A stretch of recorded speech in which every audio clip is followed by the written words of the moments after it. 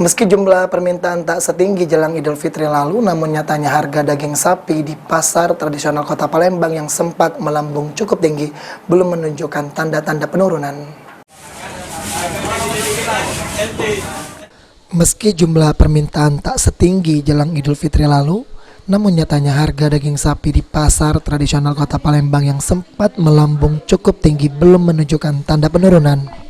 Sejumlah pedagang di Pasar Seke Palembang mengatakan hingga H+5 Lebaran ini harga daging sapi masih berada di level yang sama pasca lonjakan harga jelang Lebaran lalu, yakni hingga Rp180.000 per kilogramnya.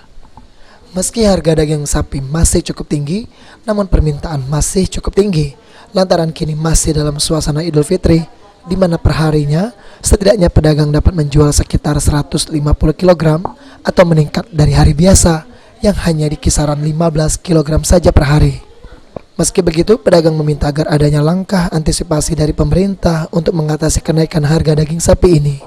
Kalau hari-hari biasa paling 15 kilo dagingnya baik kan, tinggal sambung tulang. Main hari berapa? Kalau ini bisa siko sapi.